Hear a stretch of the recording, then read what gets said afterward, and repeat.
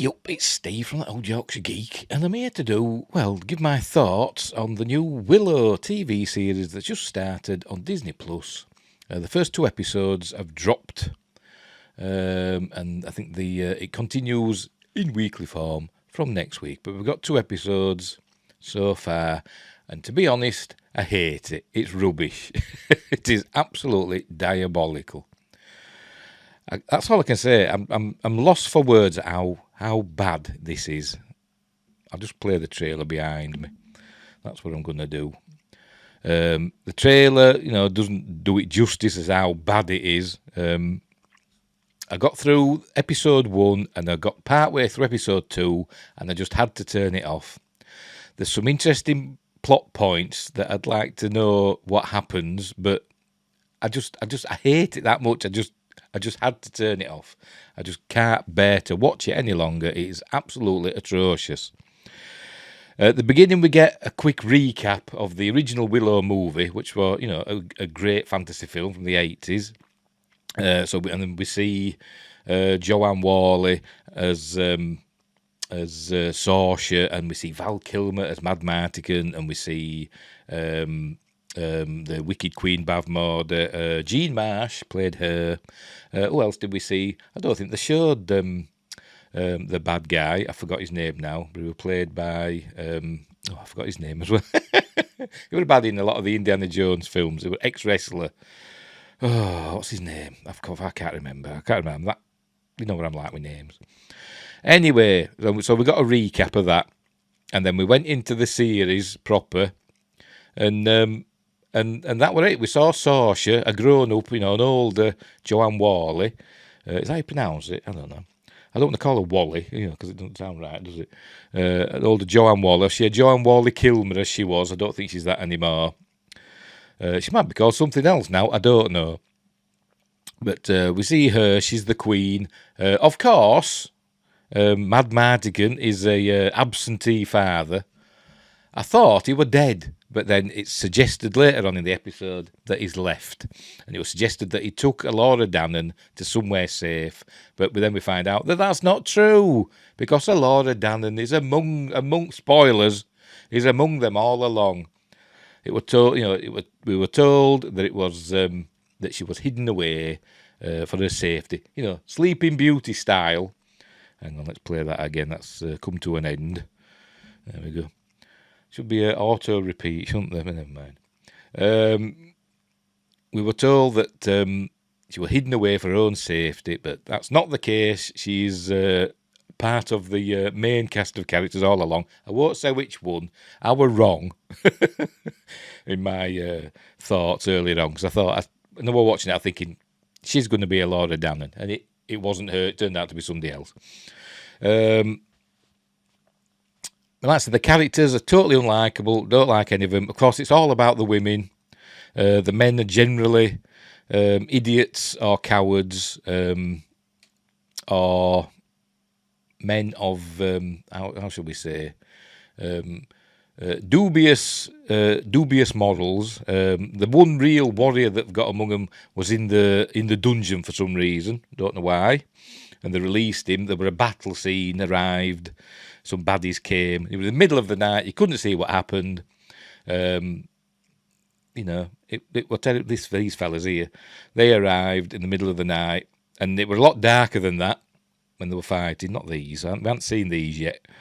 I couldn't see what happened, and one of the guards, it was one of the main characters, is I think a Yorkshireman with a great baritone voice. We've seen him in lots of stuff. He was in The Witch, and he's been in a lot of things. He's got a great voice. I can't remember his name. I think he might have been in Game of Thrones, by the way. But he gets sort of like stabbed, and it's a bit like we've seen Lord of the Rings with the Morgul blade and Frodo. It affects him as this stabbing. He becomes a disciple of one of the baddies.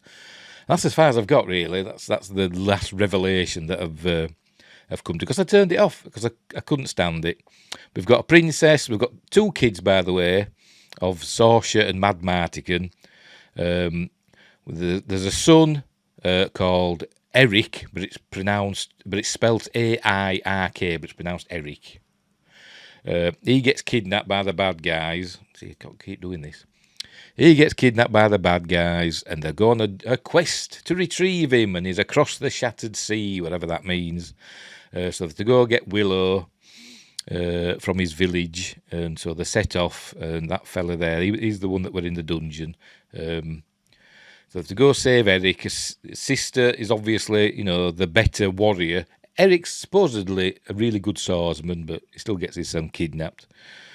And his sister, Kit, she's, really handy herself. But of course, she's in love with, she's supposed to marry, by the way.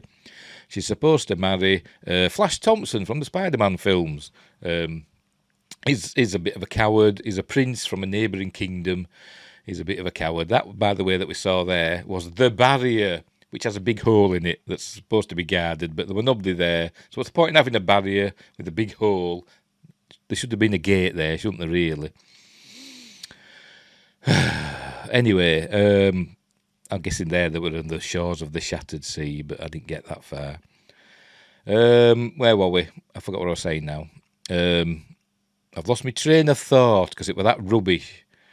Yes, of course, yes. This daughter, she's supposed to marry Flash Thompson, this prince from a neighbouring kingdom. That were in there. But he's a bit rubbish, and he's supposed to be a bit of a coward. But apparently he's good with languages. He can speak languages and read other languages. So that's handy, isn't it?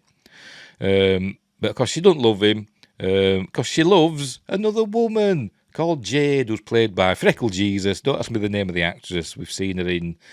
She was in Solo, and she was in Captain America and the Winter Soldier. So she's there. She's a great warrior as well. And there's also the brother Eric proposed to one of the scullery maids.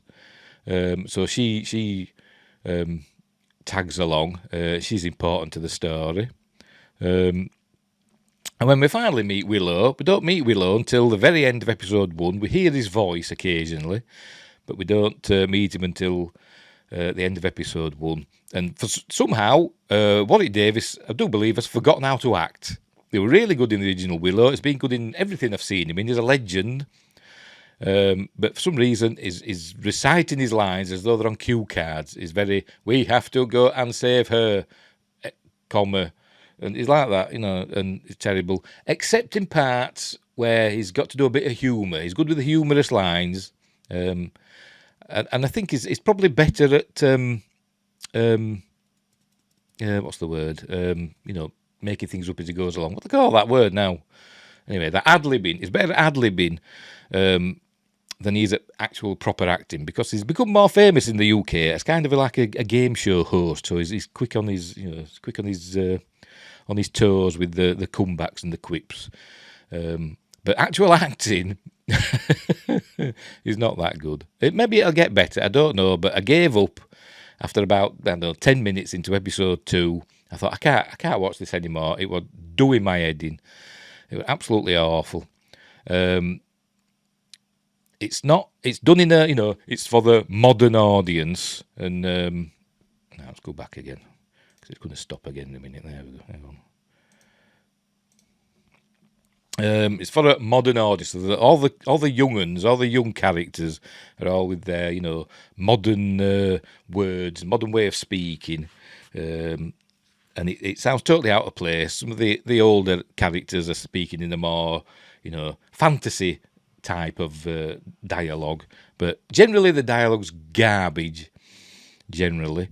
And then at the end of episode 1, we had this pop song over the end credits for somebody totally out of place. I don't know. I get the feeling that Disney wanted this to be their Game of Thrones, their PG Game of Thrones. I wouldn't call it a G-rated, because there's a bit of violence in it. We see an arm get chopped off, and we see somebody says shit in it. So I think it's like a PG, their PG Game of Thrones, but it hasn't got that grit. I think they've gone for more of a glossy fantasy rather than a gritty fantasy. But they've all done it, haven't they? Amazon have tried it with their Lord of the Rings, Rings of Power, and now this is Disney's version of that. And it's not going to work. It's not going to work because it's absolute rubbish. I hated it from beginning to end. I mean, I should give it longer. Maybe it'll get better. But the first episode and the part of the second episode were just really, really annoying me, and I couldn't carry on. So it's a thumbs down from me for Willow, and so I'm going to leave it there. Because I can't say any more about it, because that's all I've seen. I haven't seen his fire extinguisher. So we'll leave it there. And in fact, I'm going to get rid of that because it's annoying me just watching that. So for episode 1, I'd give it a 2 out of 10. It really annoyed me. Oh, that bit where you saw the horse. Oh, no, you didn't see it because I just turned it off, hadn't I? There was a bit with the horse chase, and it was like the slowest horse chase I've ever seen. They're like cantering across these fields with baddies shooting arrows at them. But it was like that chasing Boba Fett on the scooters that were like really slow speed chase, and there was no kinetic energy to it. It was awful. It was awful. So we'll leave it there. 2 out of 10 for episode 1, and I didn't see enough of episode 2 to give it a score. I'll probably not watch any more. So we'll leave it there. So it's a thumbs down for me for Willow, the TV series. Another franchise. Well, it's not a franchise, is it? Because there's only one film before, but I suppose they were trying to make a franchise of it, but they've ruined it already. So we'll leave it there. So thanks for watching, and wherever you are in this fantasy world we call real life, look after each other, and until next time, I'll see thee.